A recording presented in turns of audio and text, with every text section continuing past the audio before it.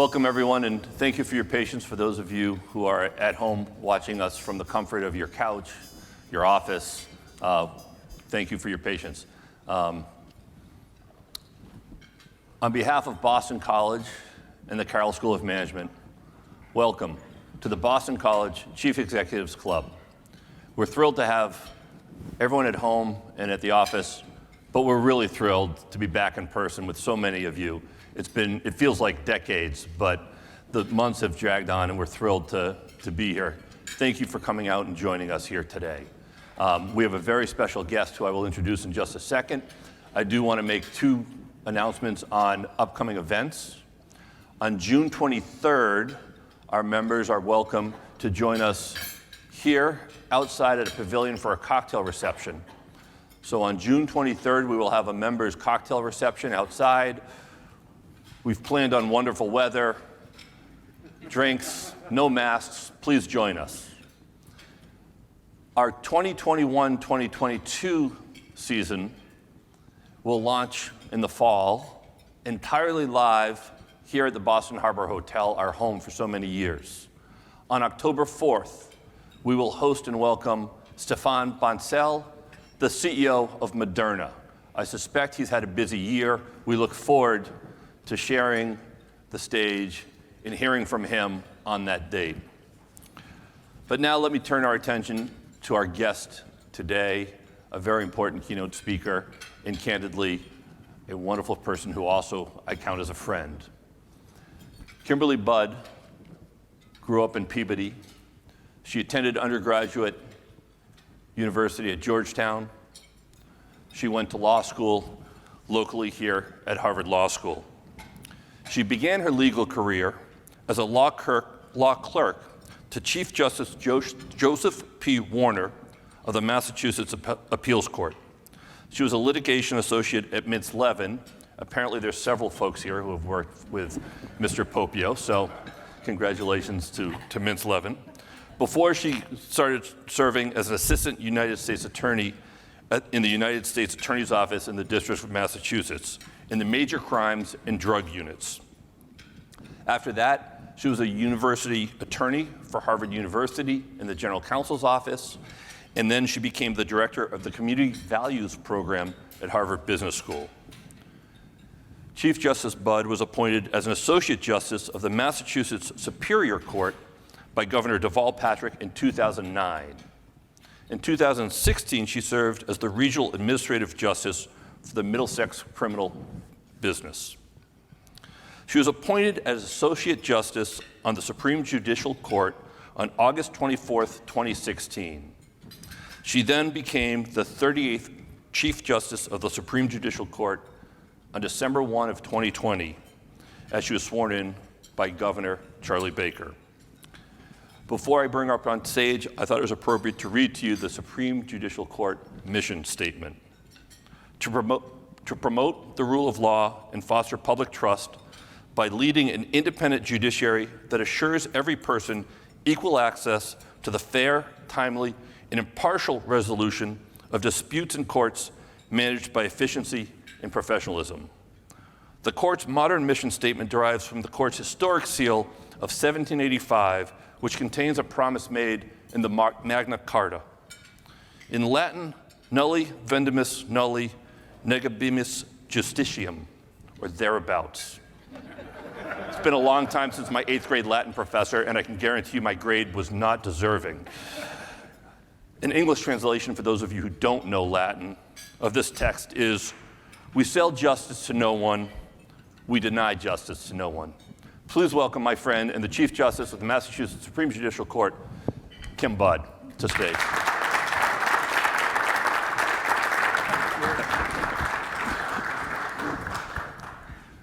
Thank you. Thank you for having me. This is great. Well, I'm thrilled to have you here on stage. I'm so happy for all of us to have your wisdom and your leadership leading the court during such an interesting time. It's a fascinating time to be alive, let alone running the Supreme Judicial Court. I'm going to start with a simple question, or at least the obvious question. Everyone at Boston College and the Chief Executives Club knows of your wonderful father, Wayne Budd, who served as the United States Attorney for the District of Massachusetts. How did his career influence your interest in the law? Well, obviously I had him right there with me. And so I can't say that I knew exactly what he was doing, but I knew he was a lawyer. We would spend Saturdays at the law firm, Budd Wiley and Riley first, and then Budd Riley and Richland, Budd Wiley and Richland, and we saw people doing their thing. I got a chance to work there in summers, and so I knew about I was steeped in it, and it was an easy decision to make when I graduated from undergrad to go to law school, not to mention that I didn't know what else I wanted to do, so I figured. I left undergrad with the same, I don't want to go to business school, blood makes me queasy, looks like law school is the ticket. My law career didn't quite take off the way yours did, but I understand that sense. My parents were not lawyers, so maybe if they had been, I wouldn't get to where you are. How did you decide to apply for a judgeship? How did the positions that you held, I went through them, vary: private practice, higher education, community values. How did that sort of prepare you to become a judge, or your interest in that pursuit? Well,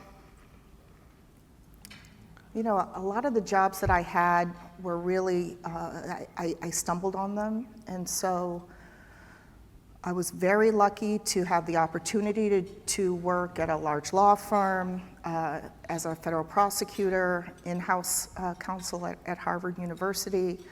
But those were all sort of just opportunities that presented themselves, and I was able to take advantage of them. Interestingly, my move to Harvard Business School, where I was not practicing law, is where I went from there to being a judge, which is unusual, and I sort of had to explain, why I should still get a chance to be a judge. But first, I just want to say that the reason I was there was because when I was working more than full-time as a lawyer, and my husband was working more than full-time, we had two small kids, two boys, and things just weren't working for us. And I had to figure out what else or how I could make things work. And so I had the opportunity to go work for one of my clients, Harvard Business School, the MBA program. I was able to work 5 short days, so able to pick up the kids after school and take them to karate or wherever they were headed, and then do dinner. And I was there for 5 or 6 years, and it was wonderful. The flexibility was great, but I was sort of feeling like, what should I be doing? And then, as it happens, one of my classmates became president of the United States, and I said, just sort of randomly.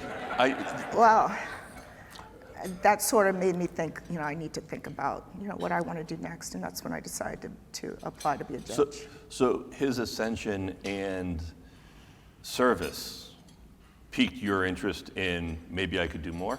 Absolutely, absolutely. So I was nervous about it, especially, like I said, I hadn't been practicing law for the last 5 years, right? And I had to somehow explain that the job I was in would serve me as a judge. And as it happened, a big part of my job was student discipline. So I explained that was sort of quasi-judicial, and I was able to make reasoned judgments about students that came to see me about, a lot of it was alcohol-related misbehavior or academic dishonesty, but it worked. Well, I was a dean in a former life at a business school right about the same time you were at HBS, and I very much understand those challenges. I, of course, decided to embrace higher education on behalf of those who work there. It's a very grueling job. I mean, it's way more than a couple of hours a day. But it does serve you well in your role now in terms of preparing you to come with different perspectives and having had a whole bunch of varied experiences to set you up to being someone who's leading the state from the judicial branch. Yeah. Well, I think one of the biggest things that was helpful to me was having been a trial court judge for, I think it was 7 years. Yeah. So that when things came to the SJC, I understood exactly what had happened, what was going on, because I had presided over trials, I had motion hearings, and I understood what lawyers were going through, what judges were going through. And so that was really very, very helpful. So you were overseeing both criminal and civil trials, and that must have been a great background as well. Absolutely. So it was great to have a lot of different positions before becoming a judge, but once you become a judge, I mean, there's so much. There's no way you could have mastered everything before getting there. And you rely on the lawyers to present their arguments in a cogent way, and briefing and things like that. And a lot of times, if it's a subject area that I'm not, right on top of, they have to teach us what it is that they're trying to do, and then we have to figure out what makes sense, what the best course of action is. And I should mention, Kim and I will speak for about 30 minutes, and then we'll open up to questions of both the audience. And then for those who are at Zoom, if you'll submit questions, I think with any luck, they will find their way to my iPad, and I will be able to ask them on your behalf of our guest. You became Chief Justice after the sudden and unexpected passing of former Chief Justice Ralph Gantz. At around the same time, you welcomed 2 new Associate Justices onto the SJC, and all of this was in the midst of a tumultuous, crazy pandemic and social justice and upheaval. So that is a huge question with the simple, so how are things going, Kim? Yeah, it's been quite something. First of all, it's more bitter than sweet. This position that I've taken on, I feel like this was not supposed to happen. Ralph Gantz was, he was the chief, and he was a wonderful friend, mentor, colleague, and no one saw it coming. And so, last summer, I was talking to my niece, Olivia, trying to figure out, okay, so what's my next move? And I figured I had 4 years to decide whether I wanted to stay at the SJC, because 4 years is when he would have retired. So I could decide to stay, I could decide to go for chief, or I could go do something else. And so I figured, okay, I've got options, but I also have time. And then, he passed away, and everything changed. So I had to decide whether to apply. Once I was appointed, I had to not only figure out what it is to be chief, but also how are we going to keep the wheels of justice moving with the pandemic and everything else. So in normal times, it would have been difficult, and these aren't normal times. So I can't fathom the pressure and intensity of those moments, right? You're a wife, you're a mother, you're a daughter, and you are appointed to this position that very few people can even comprehend, that is challenging in the very best of times. And you have the weight of the legal system to keep justice rolling. Justice didn't take a year off, Right. or That's right. most of the time for most people. We hope it doesn't take time off. And so the fact that you were able to survive and thrive in that environment from an outsider. I was going to say, I don't know if I'm thriving. I'm surviving. Okay. Well, that is yeoman's effort. Okay. There's no doubt. And I think, by and large, if we're not reading about disasters from the court, that's surviving, That's a good point. right? And so there were never major issues, and when there certainly could have been. So I will say that you survived. And assuming the mantle of Chief Justice, you follow in the footsteps of some legal giants, right? Certainly, a couple of years ago, Oliver Wendell Holmes, more recently Chief Justice Margaret Marshall, who's joined us today, who penned some of the most important decisions of our time, which the country has followed. Obviously, you are the first woman of color to be named Chief Justice. Thoughts about that, its significance in today's world? Yeah, so there's no question the SJC is it's a historic court. Other states look to us to see what we're doing. As you pointed out, Chief Justice Margie Marshall wrote the Goodrich opinion, which made it unconstitutional to discriminate against same-sex couples, and that was before the United States Supreme Court said it. At 329 years old, that's how old the court is, and it's the oldest continuously functioning appellate court in the Western Hemisphere. So, yeah, that's a big deal. Even I will admit that's a big deal. It's a big deal for anyone to be the chief of it. And so I don't think about that every day. I can't, but I do think it's cool.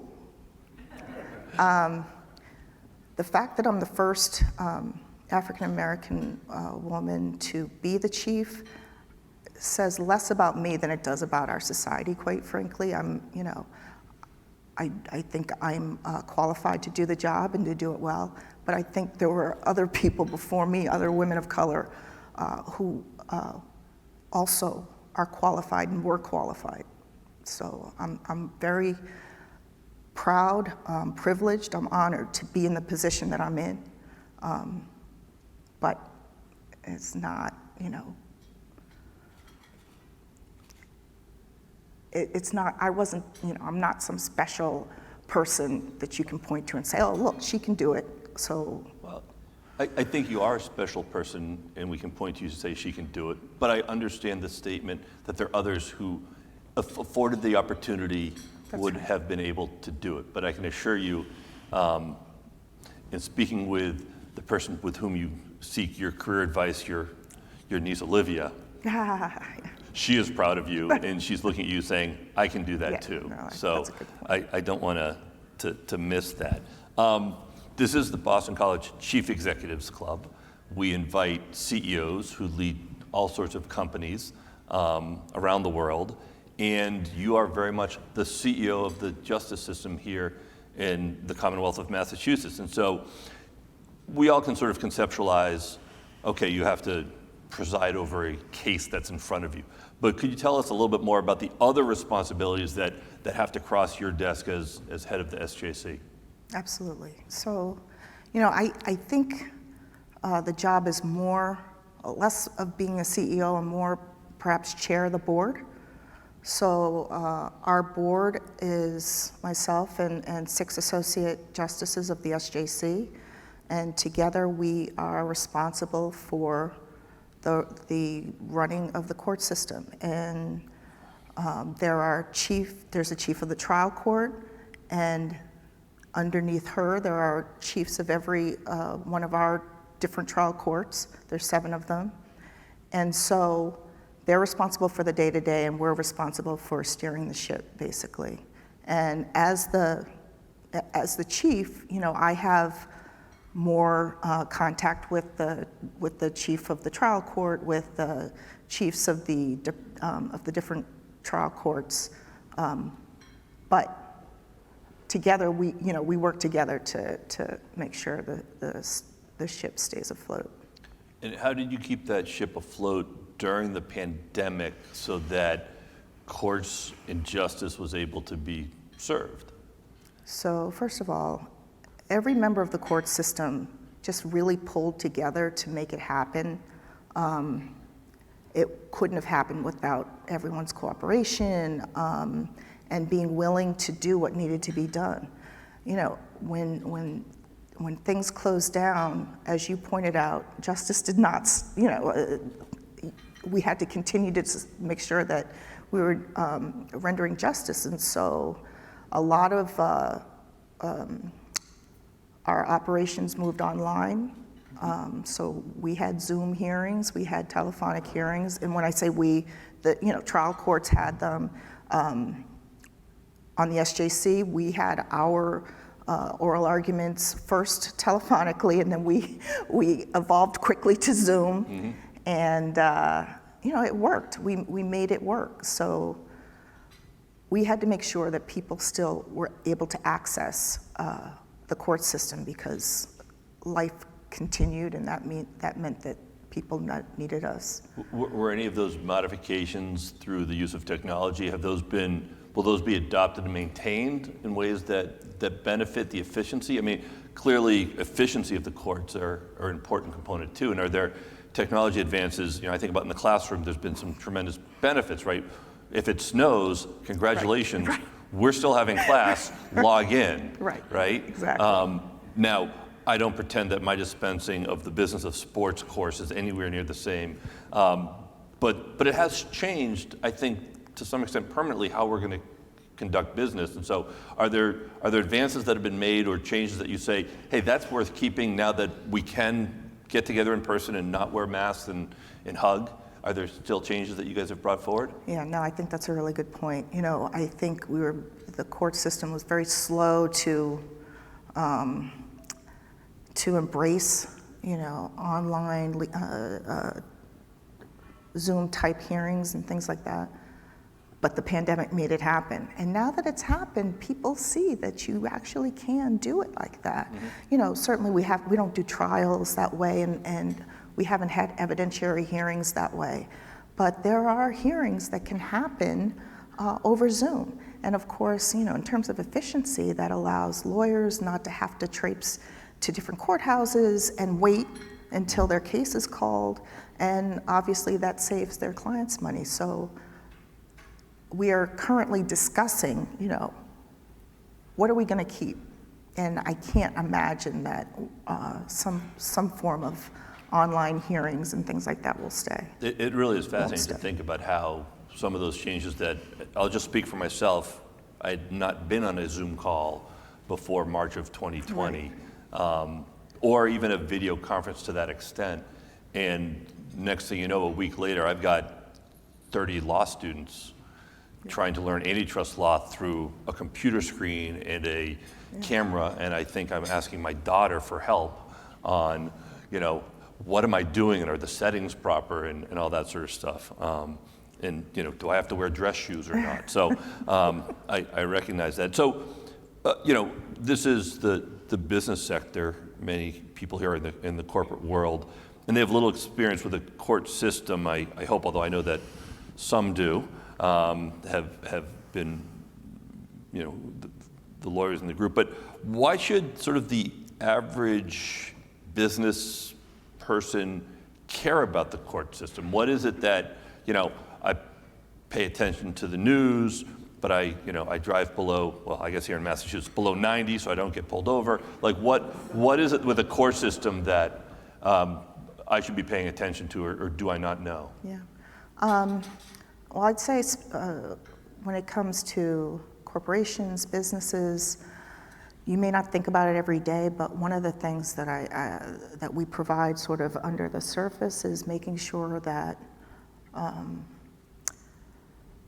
businesses can rely on what the law is, and they can make their decisions knowing that we abide by the rule of law, and they know what the rules are, and they know what to expect if they, make one decision or another. So that's, that's an important thing to have, and it may not be something that you think about on a daily basis. And there's litigation. There's obviously a lot of complex civil litigation going on, but if you're not in the law, you're not thinking about those types of things, but they're important. And are there things that the business leaders, our members, or at large can do to support the court system that we're not doing or they aren't doing? I'm not, I wouldn't say that people aren't doing it, but I would suggest that it would be helpful for people in the business sector to offer their expertise. Lawyers are not necessarily the right people to give advice about the different things that go on in the court system. Certainly we have a lot of that, but we also need management expertise. We need IT expertise, things like that. And we have committees, SJC committees. And so if you are interested at all in seeing what we're doing, check in and see how you might be able to be helpful, and how, we all know that the private sector probably is a little more efficient than the government, and so we are not adverse. We are not. We'd love to have some of that expertise. So the predictability and stability of the court system for businesses to conduct business and to provide their expertise to ensure that the court system maintains sort of that cutting edge level of engagement in specialty matter expertise that the lawyers don't have is something that would be valuable. The other thing I would just say is to keep in mind, we're very lucky here in the state. We do have an impartial judiciary. And that's one of the reasons I think that appointing judges is probably better, as far as I'm concerned, than electing them. I think it's really important, and I know that some think, that there's less accountability. I honestly think that the pros far outweigh the cons. Judges don't have to worry about making a decision and then, because it's an unpopular one, being rushed out of office or out of their position. Well, it certainly is a different lifestyle. I had a friend who's was appointed as a judge in Georgia, and she had to run 6 months later, and so the constant time of fundraising and thinking about decisions and everything else, I don't know to what extent she was able to dedicate, and I know she did, but to dedicate impartial thought to the best decision she could under the law, with the pressure of now she has to run again. Right. And so there is it is a different system. It's a different system. I will come to the audience in a couple of minutes for questions, but I'm going to shift to a couple of last questions from me right now. You have called for increased funding for civil legal aid as a way to address persistent racial inequality. Tell us why increasing this is so important and combating racial injustice. Why is that, specifically, why is it something that needs to be done and why it's so critical? Sure. So we're lucky here in Massachusetts. Our poverty levels are not as high as in other states, but the poverty we do have, it's people of color. Black people and Latinx people are 3 times as likely to be in poverty than whites. And so when you don't have money, you still have issues like being evicted, worrying about child custody issues, consumer debt, and so if people can't afford to get legal assistance, your chances of the outcome being a positive one are vastly decreased. So, we have to have legal aid in order to make sure that the outcomes are not, we don't have the disparate outcomes, and to make sure that everyone can continue to live their lives, because as you might imagine, you get evicted, where do you go? You lose your child without, being able to actually mount a fight for him or her. It's devastating.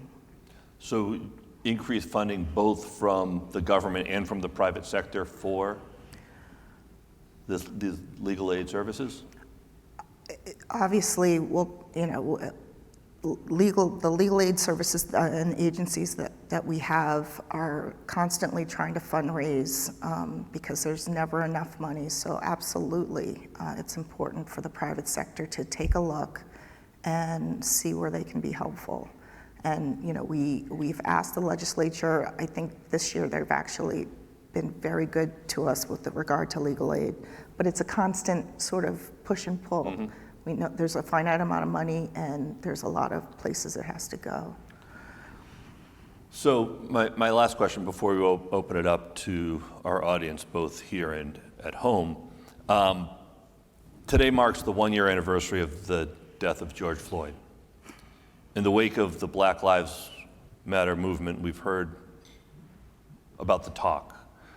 That is a conversation that many African American parents have with their children, especially boys, about the dangers that they might face due to tension and racism or unjust treatment in the law. You are the mother of 2, I would say young boys, but I know that they are now older. How has this past year been for you as a mother, having a talk about racial injustice, but also about the law, since that is your career, your passion, your family's history?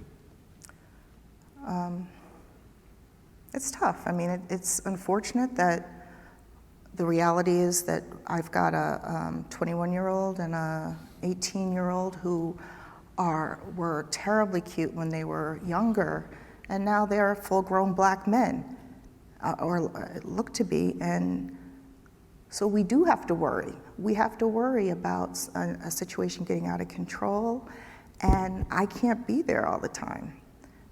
So there's always a concern that are they going to be okay? And it was interesting. One time, one of the kids said, "Oh, it's okay, we live in Newton." I was like, no, that's not going to save you.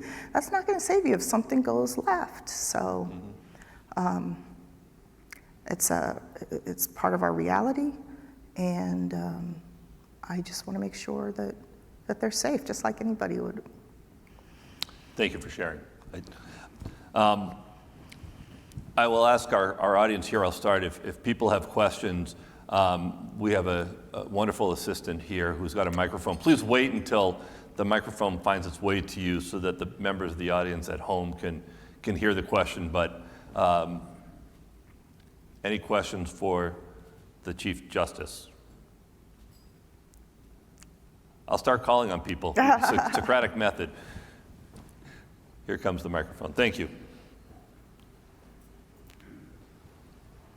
We've all been great fans of your dad. Now it's an opportunity to be great fans of you. Oh, thank you. It's a wonderful presentation. I was interested in how you go about selecting cases that come to you. Sure. So the way it works in Massachusetts, every appeal comes in to the appeals court, our intermediate appellate court. And from there, except for there's certain cases that the SJC takes straight in. And so, for example, all first-degree murders are automatically appealed, and they come to the SJC, and that's a vestige of when we had capital punishment. And the decision was that, look, if we're going to be putting someone to death, we need to make sure that it was a just conviction. And so we need to send it to the SJC, and the SJC needs to look at all of it. Just look at the trial, the transcripts, look at everything, and make sure that that the conviction was just. Even though we abolished the death penalty, first-degree murders here in Massachusetts mean prison for life without the possibility of parole. So that's still a big deal, and we still take all first-degree murders at the SJC. Other cases, parties can apply to have their case be heard by the SJC instead of the appeals court. And we have on the SJC a hearing list committee made up of 3 justices. I'm on that committee, and I think there are 4, and staff attorneys, and we look at the applications that come in and decide whether it's a case that we think the SJC should hear based on the subject matter, or if it's something that we've never spoken on before. And in addition, the staff attorneys will look at all of the cases that come into the appeals court and pick out ones that, even though they haven't applied to be heard in the SJC, we think that they are something, it's a case that we should hear. So we meet every month, we look at the applications and the recommendations from the staff attorneys and vote on what cases we'll hear. Excellent. Hi, Chief. How are you? Hi. Back to the question that Warren ended with. We are today, it's the 1-year anniversary of George Floyd's murder, and in a few days it will be the 100th anniversary of the Tulsa Race Massacre. And so we find ourselves as a nation right now confronted, perhaps some for the first time, with the realities that the worst parts of our country's history. And many of us in corporate life have been dealing with that over the last year and looking at ourselves inward and externally about how we bring that into our corporate culture, into the decision-making processes we make around hiring, promotion, community engagement, things like that. The court is in an interesting place, though. Justice is blind, but she's not supposed to be ignorant of the realities in which we find ourselves. And I'm wondering if you'd be willing to say a little bit more about how you, as the leader of this third branch of government in the Commonwealth, think about that as you carry out your duties and as you're discussing it with the other leaders in the court. How do you strike that balance? It's an important question. It's a big question. So, first of all, obviously we were all affected by the death of George Floyd. I want to say maybe a week and a half to 2 weeks after it happened, led by our then Chief Justice Ralph Gantz, we put out a letter to all members of the bar and the judiciary, just urging everyone, both individually and collectively, to just really commit to looking at where there are injustices and racism and trying to think about what they could do about it and not turn a blind eye to it. And so I thought that was a really important message. I was very proud that we did that. And so the court system absolutely is thinking about that. But as you know, there are racial disparities in the criminal justice system. Back in 2016, Chief Justice Gantz, who cared very deeply about these issues, commissioned a study from Harvard Law School to look at the racial disparities and the reasons for them. And the study came out, was released just weeks before he died. And what it found is that, no question, there are racial disparities in the both in who is in the system and in sentencing. And part of that has to do with what someone's charged with when they enter the system. Part of it has to do with minimum mandatory sentences. And so I consider one of my one of the things that I want to make sure I do is carry on the work that he started with regard to trying to eliminate or shrink the racial disparities. It's not going to be easy, but we have to figure out where the judiciary can make a difference. So that's important to me. So I consider that basically the legacy that I want to leave when I leave here. Chief Justice Marshall, I think you have a question. Chief Justice, this is not a question. I just want to make sure that our very modest Chief Justice is, I can just add a few little aspects about her that she is not sharing with you. Let me give you an example. Join us up here if you'd like. When I became the Chief Justice, collectively with my colleagues on the court, there was 90 years of Supreme Judicial Court experience. They could help me. They could suggest, not quite that way, Chief.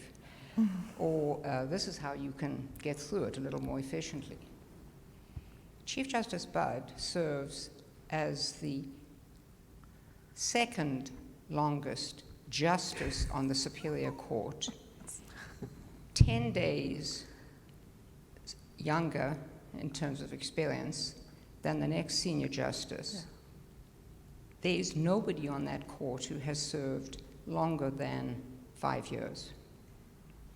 And she is leading this court in a way that is astounding substantively with the most important aspect of the court, which is judicial decisions that are being recognized and respected across this country every day. When she says, this country looks to the Supreme Judicial Court, this country is looking to the Supreme Judicial Court. It was looking to what the Supreme Judicial Court is doing about whether or not the Speedy Trial Act stays in place when somebody says, I don't want to have a hearing on Zoom. I mean, these are very difficult subjects, and this Chief Justice says, well, you know, I go about my business. She is sitting on top of, she may describe it as a board, but she is the chair, the CEO, the person that everybody looks to. In a Commonwealth that has 124 courthouses, we have millions of people coming into court every day seeking justice. We are woefully behind with technology. And she has managed this entire judicial branch through a pandemic. I thought I was going to drop dead from exhaustion during the 2008 financial crisis. That is nothing compared to what this Chief Justice does. And this is not a sexist comment, she looks fantastic.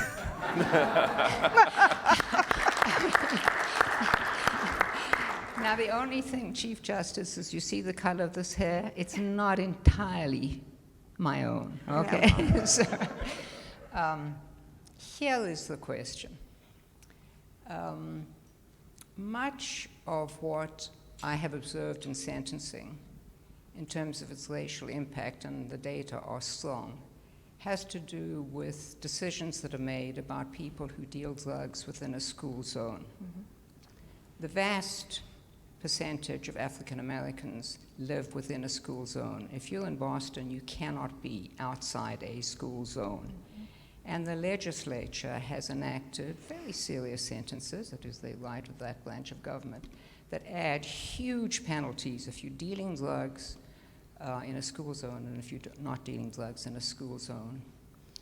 When one sees that kind of data, what, if anything, can the court do about at least educating people of the necessity of taking a look not just at how the court system is working, but how our other two branches of government are working? Thank you for that question. So, as you point out, you know, the school zone thing, that's a statute, right? And the legislature passed that, and we have to, you know, we have to go by the statutes. Now, what ends up happening is it's entirely within the discretion of the prosecutor as to what is going to be charged, right? So they can decide, for example, to charge the highest thing and charge the school zone, and then use that sort of as a bargaining chip to get the defendant to plead guilty, because they figure they don't want to take the chance of getting the extra 5 years or whatever it is. For some reason, what often ends up happening is when defendants get the opportunity, the opportunity, right? I mean, they don't have a whole lot of choices, but we have data that shows that the white defendants usually take the deal, okay? And the deal is not as good as if you got rid of the mandatory minimum altogether, but it's less than you would have gotten. It's less than you would have gotten. It's not the minimum, but it's less than you would have gotten. Black defendants are like, no, I'm going to trial, and then they end up getting the mandatory minimum sentences. So, this is what's going on, and we have no control over that. But what we're trying to do is pull the data together, and once we have it, show that this is not in the judiciary's hands. Here's where decisions are being made, and let people figure out, because I can't tell the legislature what to do, but I can show the data, and people can say, hey, we don't want that. We don't want that. The other thing is that, those are superior court cases, right? District court cases usually don't have, they're not as serious in terms of consequences, but our chief of the district court is starting a pilot program in Worcester and Brockton to make sure that when a case comes in, usually the law enforcement decides what the charge is going to be, and they go for the highest charge, what the highest thing that they could prove, or they think they could prove. What they're doing now is, or what they will start on June 1st, is have a prosecutor take a look, have an assistant district attorney take a look at the charge that the law enforcement has provided on the application for the complaint, for a magistrate to decide whether there's probable cause, and figure out whether that's just, whether that's the charge we want to go with, because that's another one of the issues with disparate outcomes, the initial charge that a defendant starts out with. So we're looking for ways to change things. Thank you. We have a question over here.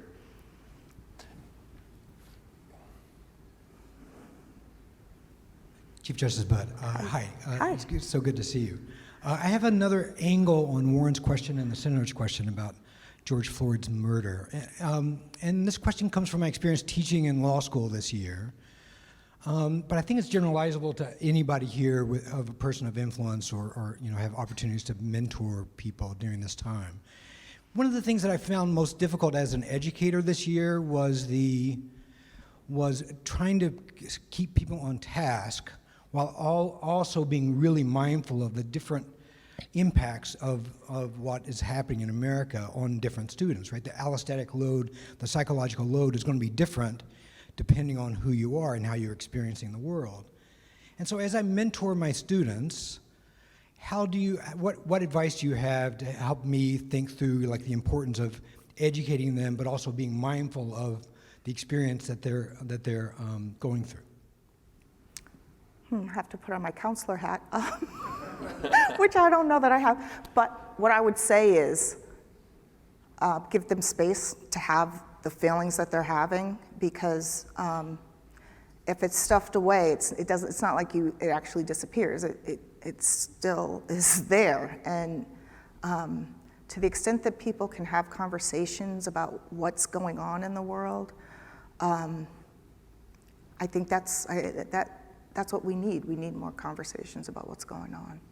So thank you for being mindful of the fact that your students are going through some things. I've got a question that comes to us from someone at her office, and I will read it from Carol Fulp. So, Carol, thanks for participating.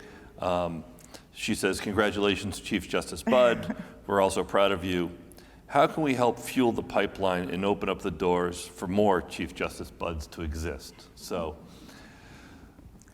I pose that to you from Carol. Absolutely. So we have to make sure that people have an opportunity to develop and to gain the skills and the confidence that they need to move forward. I think that mentors are, people throw out the idea of mentors. That's huge, it's just huge. And so I'll give you an example. Jerry Hines, who was the first Black woman who was on the SJC, she was on the Superior Court when I got to the Superior Court, and she was like my big sister. And when she decided to go to the SJC and be the only woman of color there, the only Black woman there, I was like, go for it. I don't want to be in that position.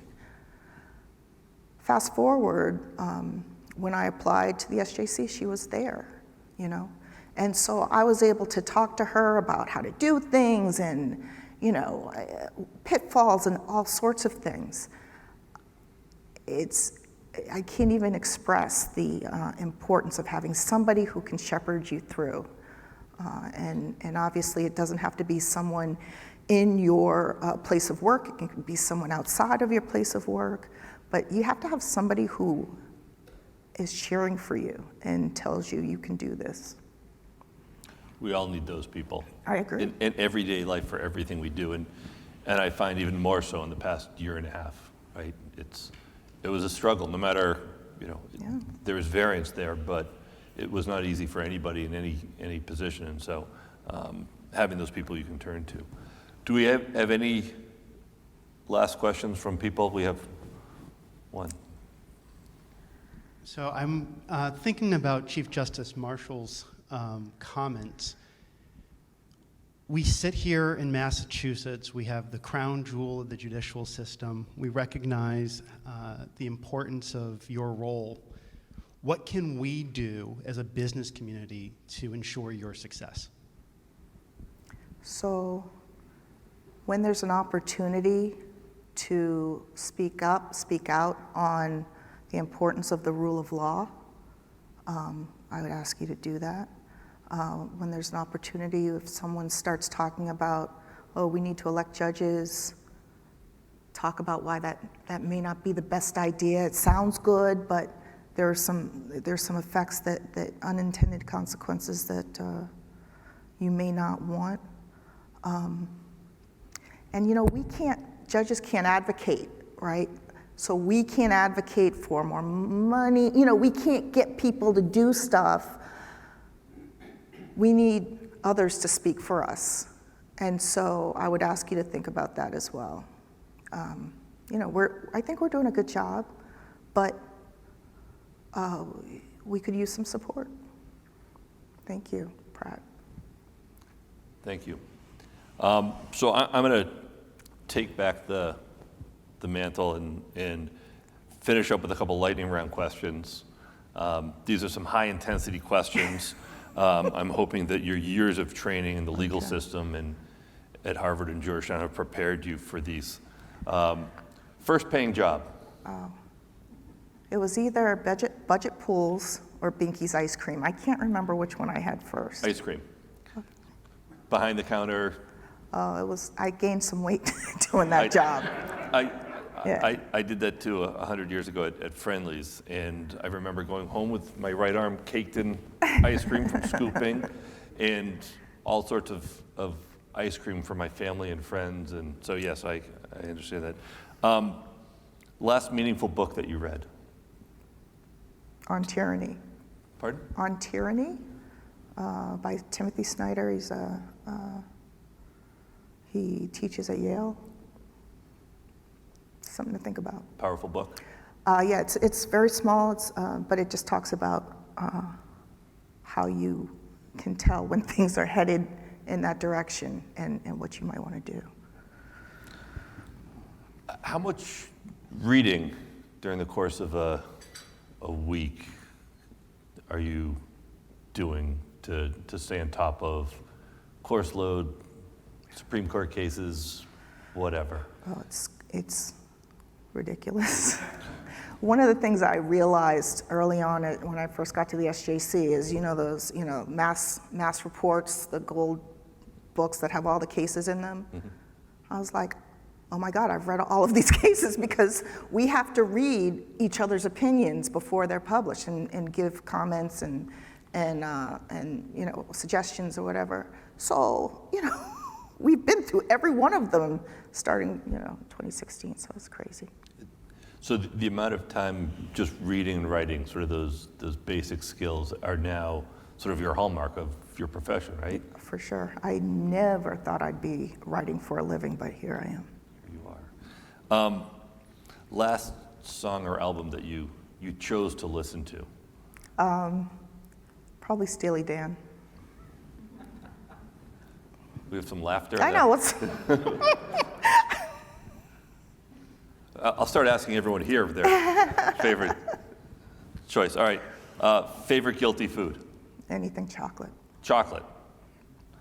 That's why we are friends. And I'll end our time here on stage with my last question, which we've been doing since the pandemic started. Our first virtual one was with Dr. Tony Coles in, I believe, April or May of 2020, where he outlined, as a CEO of a biopharma company, sort of what the science had in store for us, and he was incredibly accurate. But I ended that session with the same question I'm going to end today with, where I asked him to share a message of hope, something that you can share with us that leaves us all leaving this room with a sense of optimism and a smile on our face in a time that it's so sorely needed, although it seems like we're coming out of it a little bit. But I ask you for a message of hope. Yeah, so that's a little tricky in these times. I mean, I agree that we're heading in the right direction with regard to COVID, but we've got so many things going on. It makes me think about Chief Justice Rick Ireland, who was the first African-American Chief Justice at the SJC, and gave me some, bits of advice here and there when I first started at the SJC. And one of the things that he said that I actually ended up printing out, and just putting up on my wall is the question, are you on the right side of justice? And that, that's a good way to look at everything that we're doing, but it's also something for everyone to think about. Am I on the right side of justice? So I don't know if that's gives you hope, but if everybody acts that way, that could we could move the needle. That's wonderful. That is, it's a great way to think about what you can control and asking yourself as a moral compass, what am I doing for society? That's right. So thank you for that. On behalf of Boston College and the Carroll School of Management, thank you so much for people here for joining us. For those of you at home, at the office, hopefully somewhere exotic if you couldn't join us here at the Boston Harbor Hotel, please join me in thanking Chief Justice Butt. Thank you. Thanks so much.